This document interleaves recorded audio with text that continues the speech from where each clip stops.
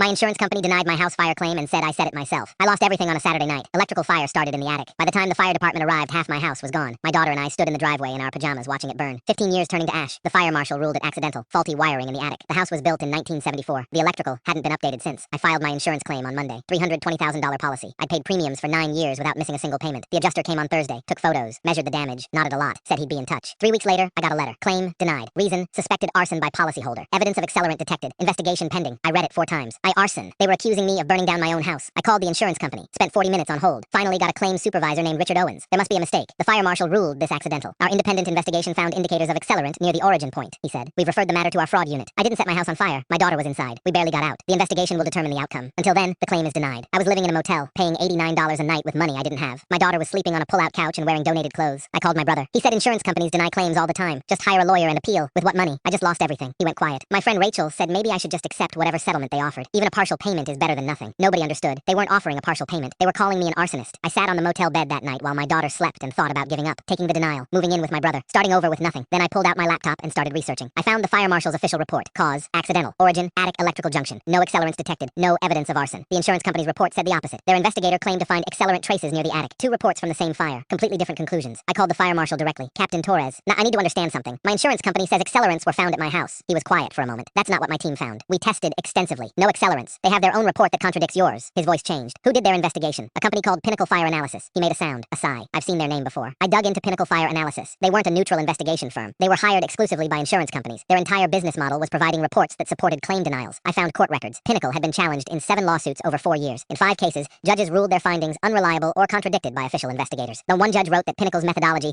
appeared designed to produce predetermined conclusions rather than objective analysis. They were a denial factory. I found 4 other homeowners whose claims were denied using Pinnacle reports. Same insurance company, same accusation, every claim denied, every family left with nothing. They'd all given up. I didn't give up. I hired an attorney on contingency. She took 30%, but she took the case. We filed suit against the insurance company and named Pinnacle as a co-defendant. The discovery process cracked everything open. Internal emails showed Richard Owens had flagged my claim as a target before the investigation even started. His email to Pinnacle read, "Need denial support for claim number 4471. Standard package, standard package." That was their term for a manufactured arson finding. And the trial lasted 5 days. Captain Torres testified that no accelerants were found. Pinnacle's investigator couldn't explain why his findings contradicted the fire marshal's. Under cross-examination, he admitted he'd spent less than 2 hours at the scene. The jury deliberated for 3 hours. They awarded me the full $320,000 policy, plus $180,000 in damages, plus attorney's fees. The judge referred the case to the state insurance commissioner. An investigation into the company's denial practices is ongoing. Pinnacle Fire Analysis lost its certification 2 months later. My daughter and I moved into a new house in March. Smaller, but ours. She picked her bedroom. Hung a drawing on the wall. A house with 2 stick figures in front. Underneath she wrote home. Richard Owens was terminated last month. I read about it online. I didn't feel sorry for him. He called a mother an arsonist while her daughter slept on a motel couch.